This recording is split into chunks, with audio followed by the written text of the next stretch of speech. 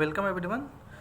आज इस वीडियो में सॉल्व करेंगे एक्सरसाइज 3.1 और अगर टाइम परमिट करता है, टाइम अलाउ करता है तो आगे वाला सेक्शन भी कर लेंगे, graphical method of solution of pair of linear equation. ठीक है, तो पहले एक्सरसाइज 3.1 करते हैं। सो पहला क्वेश्चन है, Aftab tells his daughter 7 years ago I was 7 times as old as you were then. ठीक है, एज ओल्ड का मतलब यहाँ पे एज की बात हो रही है। ठीक है, also 3 years from now I shall be 3 times as old as you will be. ठीक है, represent this situation algebraically and graphically, इसको रिप्रेजेंट करना है। ठीक है, तो इसमें क्या बोला है, आफ्ताब अपनी बेटी को कहता है कि 7 साल पहले 7 years एगो आई वॉच, मैं था 7 times as old as you were then. ठीक है, यहाँ पे 5 की बात हो रही है, मतलब बोला कि 7 साल तुम जितने की भी थी, जितने साल की भी थी उसका मैं 7 times था। ठीक है, उस वक्त आई वॉच। ठीक है, 5 की बात हो रही है, 7 साल पहले। ठीक है, ऑल्सो 3 years फ्रॉम नाउ, मतलब आज से 3 साल बाद भी I shall be 3 times as old as you will be. ठीक है,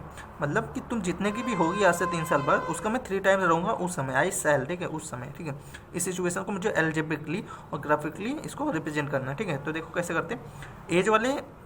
एज वाले क्वेश्चन में हमेशा एज लेट किया जाता है और एज हमेशा करेंट एज लेट किया जाता है, मतलब आज उसकी क्या उम्र होगी उस एज को ही लेट किया जाता है। ठीक है, सो कैसे करेंगे, पहले क्वेश्चन में हम लोग लेट कर लेंगे कि जो आफ्ताब की करेंट एज, मतलब अगर हम लोग 2022 की बात करते हैं, ठीक है, तो 2022 में आफ्ताब की करेंट एज अगर x ईयर है और उसकी बेटी की, ठीक है, ये अभी मैं रफली बता रहा हूँ समझाने के लिए और लैंग्वेज भी बताऊँगा कैसे बनाना है। ठीक है, वो उसको हम मान लेते हैं कि 2022 में y ईयर सी है उसकी बेटी। ठीक है, तो पहला सिचुएशन क्या बोला है कि 7 साल पहले, मतलब 2015 में क्या सिचुएशन थी, मतलब 2015 में इसकी एज कितनी रही होगी, आफ्ताब की रही होगी x-7। ठीक है, x-7 रही होगी, क्योंकि आज उसकी x है तो x-7 करेंगे तो उस समय की एज आ जाएगी, और जो उसकी बेटी डॉटर की आएगी वो y-7 आएगी।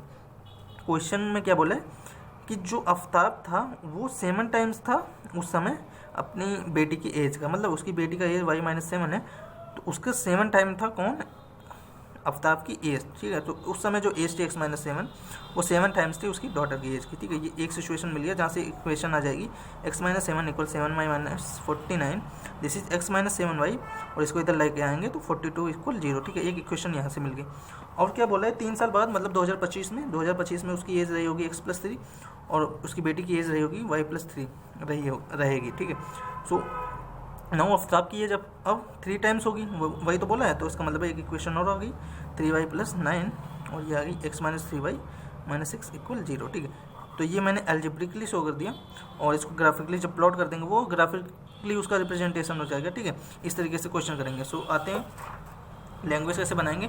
सो लेट कर लेंगे, the current age of Aftab भी x years and that of his daughter, मतलब उसकी बेटी की y years। ठीक है, एज ऑफ आफ्ताब 7 years एगो होगा x-7, और एज ऑफ हिज डॉटर लिखेंगे 7 years होगा y-7। ठीक है, फिर लगाएंगे अकॉर्डिंग टू क्वेश्चन। ठीक है, ये जो चैप्टर है इस चैप्टर में तुमको ये हमेशा लेट करने वाला रहेगा और अकॉर्डिंग टू क्वेश्चन का यूज़ करना रहेगा। ठीक है, यहाँ पे कुछ नहीं लिखना, डायरेक्ट अकॉर्डिंग टू क्वेश्चन, और जो तुमको समझ में आ रहा है वो लिखोगी, और इक्वेशन यहाँ से बन के आएगी x-7y, और ये आएगी +42 = 0। ठीक है, ये तुम्हारी पहली इक्वेशन ऐसे मार्क कर दोगे। ठीक है, no age of Aftab 3 years later कहेंगे कितना, x+3, और उसकी बेटी की 3 years लेटर y+3। फिर अकॉर्डिंग टू क्वेश्चन क्या समझ में आया, ये समझ में आया, और इसको भी इक्वेशन बना लेंगे 3y + 9, और ये हो जाएगा x-3y + 6 = 0। ठीक है, ये तुम्हारी दूसरी इक्वेशन।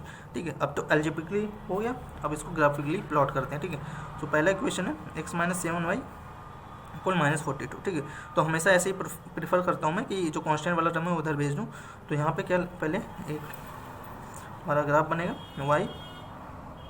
y डैश, और बनेगा x डैश। ठीक है, सो x की वैल्यू यहाँ पे 0 रखेंगे पहले, तो -7y = -42, मतलब y की वैल्यू आ रही है 6। ठीक है, इसका मतलब है 0,6 लाई करता है, तो अगर ये 1 है, ये 2 3 4 5 एंड 6, तो 0,6 अप्लाई करता है, और अगर यहाँ पे y की वैल्यू 0 रख दें तो ये 0 होगा, x की वैल्यू -42 आ रही है। ठीक है, तो मतलब मुझे काफ़ी लेंदी जाना पड़ेगा, इसका मतलब कोई छोटा कर लेता हूँ, y की वैल्यू कुछ और बड़ी रख देता हूँ, 5 रख देता हूँ, तो ये x-35 = -42, x की वैल्यू यहाँ से निकल के आ रही है -42 + 35, दैट इज x की वैल्यू आ रही है -7। ठीक है, so this is -1 -2 -3, -4, -5, -6 and this is -7. So y की 5, ठीक है. सो ये थोड़ा सा y यहाँ पे 5 पे और x की वैल्यू -7 है, ठीक है. ठीक है, तो ये पॉइंट कुछ यहाँ पे मिलेगा, ठीक है. ये पॉइंट यहाँ पे मिलेगा और इसको तुम लोग, मैं रफली कर रहा हूँ, तुम लोग तो ग्राफ पे बनाओगे तो और एग्जैक्ट बनेगा. सो ये तुम्हारा हो जाएगा लाइन इसका x - 7y + 42 = 0 का, ठीक है. नेक्स्ट तुम्हारा इक्वेशन है x - 3y = -6, ठीक है. x - 3y = -6, sorry this is +6, okay. So यहाँ पे गलती होगी. x - 3y ये -6 = 0 है, ठीक है. ये नहीं है, ये दूसरी इक्वेशन है. सो अब करते हैं इसमें x की वैल्यू 0 रखेंगे. x की वैल्यू 0 तो -3y = 6 एंड y की वैल्यू आ रही है यहाँ पे -2. So this is -1, this is -2. So x की वैल्यू 0 एंड y की वैल्यू 2, -2 ये आ गई, ठीक है. और यहाँ पे आप रखेंगे y की वैल्यू 0 और x की वैल्यू आ रही है 6, ठीक है. मतलब 6, 0 लाई करेगा. सो 1 2 3 4 5 6, ठीक है. ये एक पॉइंट हो गया. और ये तुम्हारा इस तरीके से ये जाएगा. ये यहाँ पर भी पहले लग रहा है, लेकिन ये मतलब सही ग्राफ पे ड्रॉ करोगे तो कट करेगा जहाँ पर भी. तो तुमको अभी सोल्यूशन नहीं बताना है क्योंकि आगे पढ़ेंगे ऐसे सोल्यूशन निकालते हैं उसको. सो यहाँ पे ऐसे ग्राफ में रिप्रेजेंट कर देना, ओके. अगला क्वेश्चन है coach of a cricket team, ठीक है. क्रिकेट टीम की एक कोच है, बाई 3 बैट, 3 बैट खरीदती है, 6 बॉल खरीदती है. कितने रुपए के लिए, मतलब कितने रुपए से, 3900 से. और लेटर बाद में C buys another bat. Another bat का मतलब एक और, ठीक है. ये एन अदर होता है ना, ए अदर, मतलब ए का मतलब एक, मतलब एक और बैट और 3 और बॉल खरीदती है ऑफ द सेम काइंड की 1300 रुपये में. और इसको सिचुएशन को ग्राफिकली और अल्जेब्रिकली तुम्हारे पास ये इसका मतलब ग्राफिकली होता है, ठीक है, रिप्रेजेंट करना, ठीक है. सो बैट का कॉस्ट लेट कर लेंगे x और बॉल का कॉस्ट लेट कर लेंगे y, ठीक है. अकॉर्डिंग टू क्वेश्चन डायरेक्ट डालेंगे. और 3 बैट खरीदती है और 6 बॉल खरीदती है और उसमें खर्च करती है इतना, ठीक है. सो समझ रहे हो ना कि एक बैट का x रुपये है तो 3 बैट का 3x हो गया. ये बैट में खर्चा हुआ, ये बॉल में खर्चा हुआ, टोटल मिला के इतना होना चाहिए. सिमिलरली एक बैट और 3 बॉल के लिए इतना खर्चा होना चाहिए, ठीक है. और इसको सिंप्लीफाई कर सकते हो कैसे, पूरा 3 कॉमन आ जाएगा, मतलब 3 से डिवाइड हो जाएगा पूरा इक्वेशन. x + 2y = 1300, ठीक है. सो ये पहला इक्वेशन, ये दूसरा इक्वेशन. और इसको हम लोग क्या करेंगे, ग्राफिकली ड्रॉ करेंगे.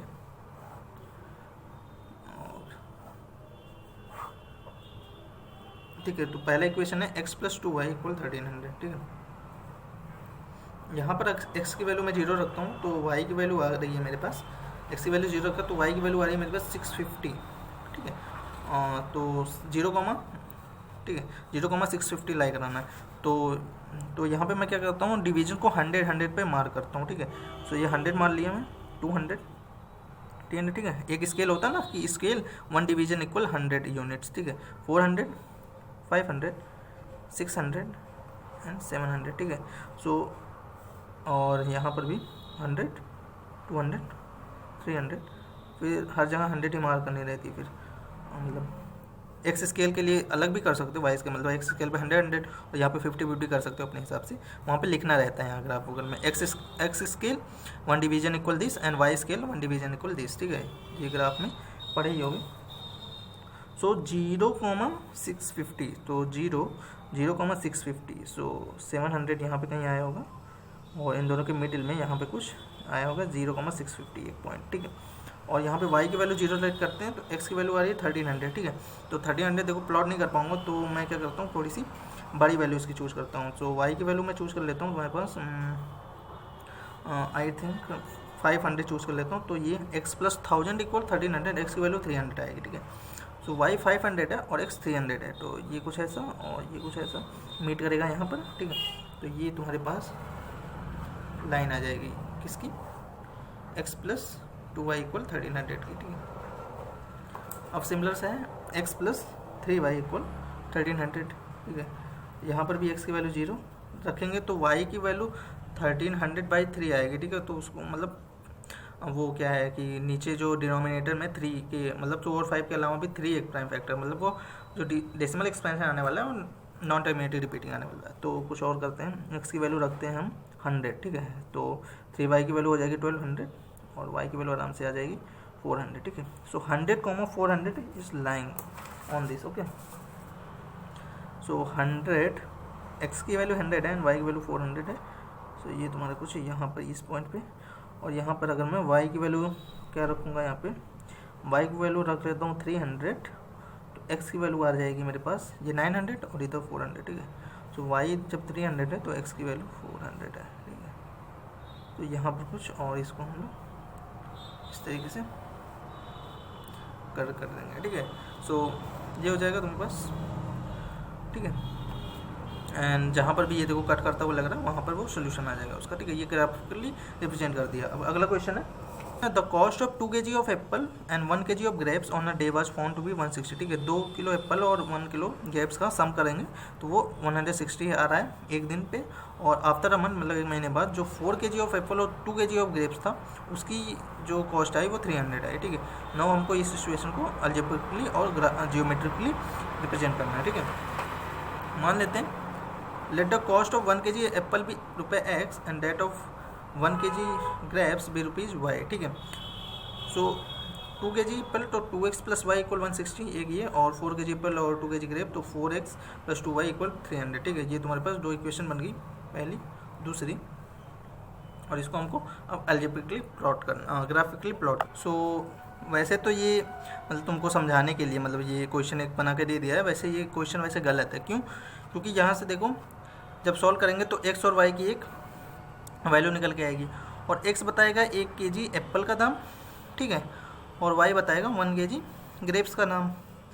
अब तुम बताओ, ये बोला है कि ये जो इक्वेशन बन रही है मतलब किसी एक डे की बात हो रही है, ठीक है, और ये सिचुएशन बन रही है जो 1 महीने बाद की बात कर रही है। मतलब यार जो एक्स मतलब दाम आएगा 1 kg एप्पल का, वो मतलब सेंस नहीं बनाता ना कि वो एक उस दिन का है, मतलब जिस दिन की बात हो रही है उस दिन का है, कि 1 महीने बाद जो मतलब प्राइस थी उसका है, मतलब कुछ कोई सेंस नहीं बना रहा है। मतलब उसी दिन का उसको देना था कि उसी दिन अगर 2 kg एप्पल और 1 kg ग्रेप ले रहे हो तो इतना पैसा हो रहा है, और 4 kg ले रहे हो और 2 kg वो ले रहे हो तो इतना पैसा हो रहा है, तो वो सेंस बनाता है। तो जो एक्स और वाई की वैल्यू निकल के आती है वो उस दिन तुम्हारे पास 1 kg एप्पल और 1 kg ग्रेप की दाम बता देगा, ठीक है। तो ये कोई सेंस नहीं बनाता, बट तुमको समझाने के लिए तो देख लो।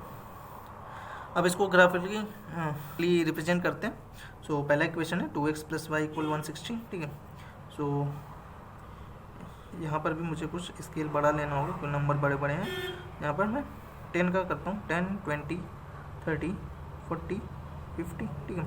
ये x है, x डैश है, and this is y, y dash, और यहाँ पर भी 10, 20, 30, 40, 50, ठीक है। और यहाँ पर मैं उसी हिसाब से x की वैल्यू अगर 0 रखता हूँ तो y की वैल्यू 160 आएगी। नहीं, x की वैल्यू कुछ और रखता हूँ मैं, x की वैल्यू रख देता हूँ 40, देन इट विल y की वैल्यू 80। नहीं, x की वैल्यू मैं रखता हूँ 50, ठीक है। यहाँ पे 60 मार्क करता हूँ, x की वैल्यू रखता हूँ 50, ये 100 इधर जाएगा, 160 माइनस 100 is 60, तो y की वैल्यू आ रही है 60, ठीक है। मतलब x की वैल्यू जब 50 है सो y की वैल्यू है तुम्हारे पास 60, ठीक है। ये कोई पॉइंट बन लेगा, और फिर रखेंगे यहाँ पर मैं अब मुझे y की वैल्यू रखनी है, तो y की वैल्यू रख लेता हूँ मैं आराम से 50, और ये नहीं 50 नहीं 60 रखता हूँ, y की वैल्यू 60 रखता हूँ, और मेरे पास x की वैल्यू आ जाएगी, ये 60 माइनस होगा 100 होगा, और 2 से डिवाइड होगा, x की वैल्यू आ जाएगी मेरे पास 50, ठीक है। सो x की वैल्यू 50 एंड y की वैल्यू 60, मतलब ये तो अगेन y पॉइंट मिल रहा है। नहीं ऐसा नहीं कर सकते। सो y की वैल्यू आई थिंक मैं रखता हूँ, अगर तुम्हारे पास 40 रखता हूँ तो y की वैल्यू 40, तो x की वैल्यू आ जाएगी 60, और 60 मुझे मार्क करना पड़ेगा देन, एंड x 60 है एंड y 40 है, सो ये पॉइंट यहाँ पे बनाएगा, and this will be the required graph, line का representation, that is 2x plus y equal 160, ठीक है। ये इसका हो जाएगा। नाउ मूव करते हैं आगे, कौन सा इक्वेशन है, 4x प्लस 2y इक्वल 300, पहले 2 से डिवाइड कर लेते हैं, this is 2x plus y equal 150, ठीक है। अब यहाँ पर भी उसी तरीके से y की वैल्यू रख दूंगा मैं 50, और x की वैल्यू आ जाएगी मेरे पास 50 अगेन, सो 50 पर 50, ठीक है। सो यहाँ पर एक पॉइंट मिला, और मैं रखूँगा यहाँ पर मुझे अब रखना है x की वैल्यू, ठीक है। सो x की वैल्यू रख लेता हूँ मैं यहाँ पर 40, यस 40 रख लेता हूँ, तो 80 हो जाएगा, और 80 सब होगा, y की वैल्यू 70, नहीं x की वैल्यू और बड़ी रखनी पड़ेगी, आई थिंक मैं 60 रखता हूँ, सो 120 हो जाएगा, और y की वैल्यू 30 आ जाएगी, ठीक है। सो x की वैल्यू 60 है एंड y की वैल्यू 30 है, और सो ये मैच कर रहा है यहाँ पर, अगला सेक्शन है graphical method of solution of a pair of linear. ठीक है, ग्राफिकल मेथड से कैसे सोल्यूशन निकालते हैं। ठीक है, तो देखा ही था इसको, ये 3 इक्वेशन बने थे और कैसे हम लोग प्लॉट करते थे। सो ग्राफिकल मेथड से क्या समझ में आता है, क्योंकि कोई 2 इक्वेशन दिया है तुमको, a1x plus b1y plus c1 equal 0। ठीक है, और एक इक्वेशन दी है a2x plus b2y plus c2 equal to 0। ठीक है, ये तुम्हारे पास पेयर ऑफ लीनियर इक्वेशन होगी। इसको मैं ग्राफ पे ड्रॉ करता था, ये भी एक लाइन दे दी थी, ये भी एक लाइन दे दी थी।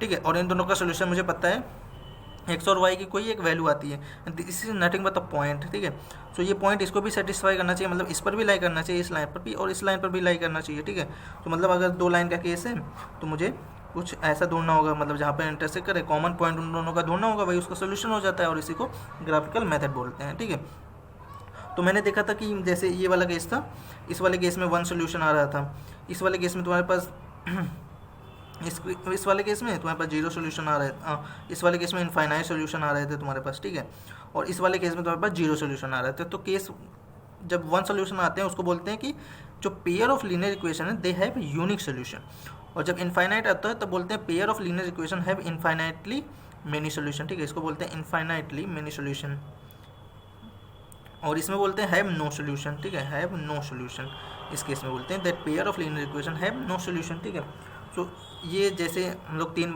पार्ट मतलब 3 केस आ रहा है कि यूनिक हो सकता है, इनफाइनाइट हो सकता है, नो सोल्यूशन, तो इसमें डिफिनीशन आता है। ठीक है, consistent pair of equation, consistent मतलब पेयर ऑफ इक्वेशन कंसिस्टेंट कब बोलेंगे, जब उसके पास एटलीस्ट 1 सोल्यूशन हो, एटलीस्ट 1 सोल्यूशन। इसका मतलब क्या है कि अगर यूनिक हुआ तो भी वो कंसिस्टेंट है, अगर इनफाइनाइट सोल्यूशन हुए तो भी वो कंसिस्टेंट है।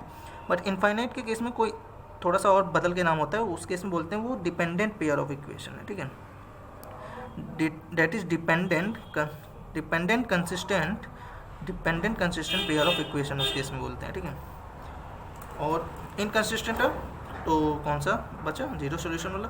तो अगर 0 सोल्यूशन है तो उस केस में बोलेंगे that pair of equation is inconsistent. ठीक है, तो how to check by just a look, मतलब अगर देखते ही हम कैसे बता सकते हैं कि वो कंसिस्टेंट होगा, इनकंसिस्टेंट होगा, दैट इज़ कि वो इंटरसेक्ट करेगा, इंटरसेक्ट मतलब यूनिक सोल्यूशन होगा, कोइंसिडेंट करेगा, इसका मतलब इनफाइनाइट सोल्यूशन होगा, कि पैरेलल है मतलब नो सोल्यूशन होगा। ठीक है, इसको हम देखते ही कैसे बता सकते हैं, तो एनसीईआरटी में है क्या है कि अगर तुम एक्स का कोफिशिएंट देखो a1/a2 और y का कोफिशिएंट देखो b1/b2। ठीक है, ये चेक करो, अगर ये इक्वल नहीं आए तो उस केस में यूनिक सोल्यूशन आएगा, डायरेक्ट बोल सकते हो तुम। ठीक है, मतलब एक बार वो इंटरसेक्ट करेगी लाइन। ठीक है, नाउ अगर तुम्हारे पास इनफाइनाइट का केस कब बनेगा, इसका मतलब है इनफाइनाइट का केस है, इसका मतलब यूनिक का केस नहीं है, एक सोल्यूशन नहीं है, मतलब इनफाइनाइट है। ठीक है, मतलब ये केस को हमको हटाना पड़ेगा। ये कब हटेगा, जब a1 a2 इक्वल हो जाएंगे b1 b2 का, मतलब ये वाला केस तो हट गया।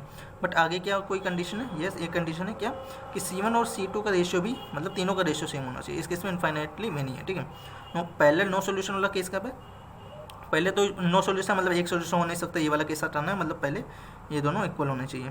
ठीक है, ताकि ये केस हट जाए। नो अब ये वाला केस भी हटाना है, तो नॉट इक्वल कर लेते हैं, बस सिंपल है। तो ये तो तुम्हारे पास याद करने का तरीका हो गया, बट इसका जो एग्जैक्ट प्रूफ है, ठीक है, कि ये ऐसे होने पर क्यों इंटरसेक्टिंग आता है, कोइंसिडेंट आता है और पैरेलल आता है, तो इसका अगर तुमको प्रूफ देखना है तो तुम रेफर कर सकते हो मिसलेनियस प्रूफ, जो प्लेलिस्ट मैंने बनाई है। ठीक है, मिसलेनियस प्रूफ में, तो वहाँ पर मैंने इसका प्रूफ बताया। ठीक है, वहाँ पर देख सकते हो अगर इंटरेस्टेड हो। ठीक है, वैसे एग्जाम पॉइंट ऑफ व्यू से इंपॉर्टेंट नहीं है, बट अगर इंटरेस्टेड हो तो प्रूफ देख सकते हो। ठीक है, तो इसका जो एप्लीकेशन है वो देखो, यहाँ पर भी देख सकते हो तुम लोग, यहाँ पे यहाँ पे 1 सोल्यूशन आ रहा था, इसका मतलब a1/a2 does not equal to b1/b2 होना चाहिए। देख लो 2/3 इज नॉट इक्वल टू यहाँ पे -1/4 है।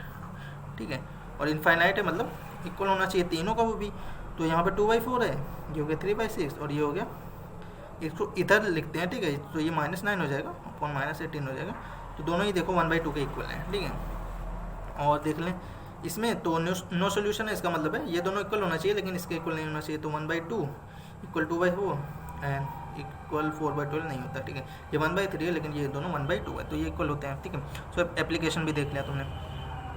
नो चेक करना है graphically whether the pair of equation this, पहला इक्वेशन और दिस दूसरा इक्वेशन, ये कंसिस्टेंट है या नहीं। कंसिस्टेंट का मुख्य एटलीस्ट 1 सोल्यूशन आना चाहिए। ठीक है, तो ग्राफिकली तुमको देखना है, तो इससे डायरेक्ट नहीं बता सकते, तो ग्राफ ड्रॉ करना पड़ेगा। पहला इक्वेशन है ये, सो ग्राफ ड्रॉ करते हैं पहले इस तरीके से, this is x dash y dash. ठीक है, x की वैल्यू 0, y की वैल्यू आ रही है 2, तो x की वैल्यू 0 है एंड वाई की वैल्यू है हमारे पास 2, ठीक है। एक पॉइंट मिल गया मुझे 0,2। नो वाई की वैल्यू 0 रख दिया मैंने, एक्स की वैल्यू आ रही है 6, सो 2 3 4 5 एंड 6 रिप्रेजेंट कर दिया इसको x प्लस 3y इक्वल 6 को, ठीक है। नो दूसरा equation 2x minus 3y equal 12, सो x की वैल्यू 0, ये 0 हो गया, माइनस 3y इक्वल 12 मतलब y की वैल्यू आ रही है -4, x की वैल्यू 0 है और y की वैल्यू -4 है, सो ये भी x को मैं कर रहा हूँ, सो यहाँ पे y की वैल्यू है -2 -3 एंड -4, ठीक है। तो दिस इज़ अ पॉइंट, तो ये तुम्हारा 6 में 0 था और ये पॉइंट है तुम्हारे पास 0,-4 एंड यहाँ पर y की वैल्यू 0 रखेंगे तो x की वैल्यू आ रही है 6, ठीक है। y की वैल्यू 0, x की वैल्यू 6, सो y की वैल्यू 0, x की वैल्यू 6, अगेन वही पॉइंट आ रहा है, तो यहाँ पर देख लो हमारे पास इंटरसेक्शन पॉइंट भी निकल के आ रहा है, ठीक है। तो ग्राफिकली ये लोग मतलब देख लिया मैंने कि ये इंटरसेक्ट कर रहे हैं एक पॉइंट पे, तो ये कंसिस्टेंट तो है क्योंकि एक सोल्यूशन है इसके पास, ठीक है। इस तरीके से चेक करते हैं, आगे मूव करते हैं। चेक ग्राफिकली फाइंड करना है whether the following pair of equation has no solution unique, या मतलब किस क्या है, नो सोल्यूशन है, यूनिक है या फिर इनफाइनाइटली, ग्राफिकली फाइंड करना है, ठीक है। पहला इक्वेशन है 5x माइनस 8y इक्वल -1, इसको कर लेता हूँ, ठीक है। नो ग्राफ ड्रॉ करेंगे,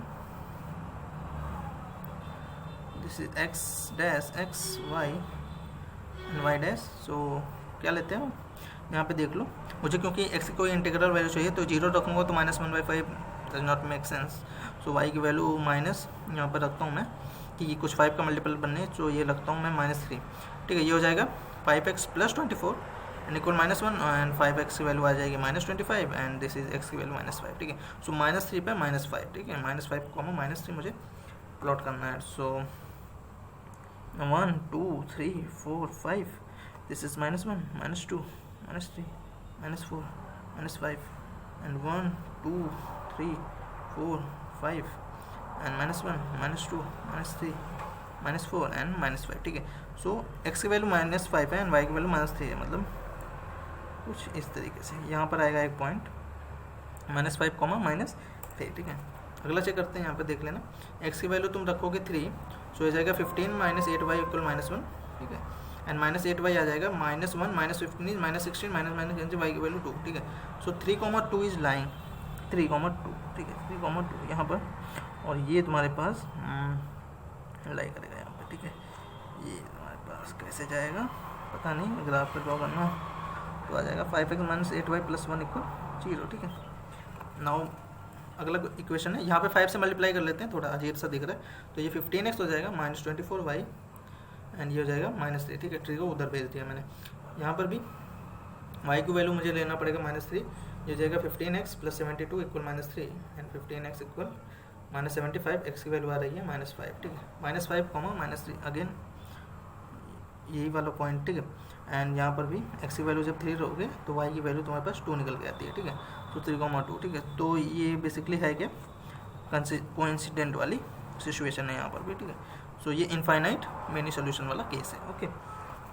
और डायरेक्ट चेक भी कर सकते हो, अगर चेक करना है तो देख लो 5/3 और अपॉन दिस इज -8 अपॉन -24/5, तो ये y5 यहाँ जाएगा, ये हो जाएगा 40, ठीक है, माइनस कैंसिल, ठीक है। और ये 1/3/5, तो 5 ऊपर और 3 ऊपर, तो ये सेम है, और यहाँ पे 8 से कट करोगे तो 5/3 ये भी सेम है, ठीक है। सो ये कॉन्सिडेंट वाला सिचुएशन है। अगला एग्जांपल है, last example, Champa went to a sale, ठीक है, एक सेल पे जाती है, मतलब कोई सेल लगा हुआ है खरीदारी के लिए, shopping, to purchase some pants and skirts, ठीक है, खरीदने के लिए जाती है। When her friend asked her, जब उसकी बहन मतलब फ्रेंड उससे पूछती है how many of each she had bought, मतलब कितने स्कर्ट उसने खरीदे तो और कितने पैंट खरीदे वो पूछती है, तो वो सी आंसर देती है, क्या बोलती है, द नंबर ऑफ स्कर्ट जो मैंने लिया है that is 2 less than twice the number of pant पर से, मतलब जितना मैंने पैंट खरीदा उसका ट्वाइस करोगी तो उससे तुम्हारे 2 लेस मैंने स्कर्ट खरीदे हैं, ठीक है। ऑल्सो एक और बोलती है कि number of skirt is 4 less than 4 times the number of pant purchase, that is अगर तुम पैंट का 4 टाइम्स करोगी तो उसमें से अगर तुम 4 लेस कर दो, 4 कम कर दो, तो वो स्कर्ट का नंबर तुमको मिल जाएगा, ठीक है। अब उसको हेल्प करना है कैसे फाइंड करना है, ठीक है। तो मैं कर लोगे ना, लेट स्कर्ट्स का जो नंबर है वो x है और पैंट्स का जो नंबर है वो y है, देन अकॉर्डिंग टू क्वेश्चन, ठीक है, अकॉर्डिंग टू क्वेश्चन क्या समझ में आता है कि जो x का मतलब स्कर्ट का नंबर है वो क्या है, कि अगर मैं पैंट का 2 टाइम्स करता हूँ तो उसमें से मुझे अभी 2 और घटाना है, ठीक है। ये पहला इक्वेशन मिल गया, जैसे x - 2y + 2 = 0, ये पहला इक्वेशन मिल गया, ठीक है, इस फॉर्म में लिखते हैं। और दूसरा इक्वेशन क्या मिलता है कि जो x है, अगर मैं 4 टाइम करता हूँ किसका, y का, मतलब पैंट का परचेज जितना हुआ है उसमें से 4 लेस करना पड़ेगा, तो x equal 4y minus 4 that is x minus 4y plus 4 equal 0। This is second equation, ठीक है। तो इक्वेशन मिल गई। अब मुझे इसका सोल्यूशन फाइंड करना है, ठीक है। तो ग्राफिकली फाइंड करते हैं, चलो कैसे। सो ये पहला इक्वेशन, अब मुझे ग्राफ ड्रॉ करना पड़ेगा। सो ग्राफ ड्रॉ करते हैं।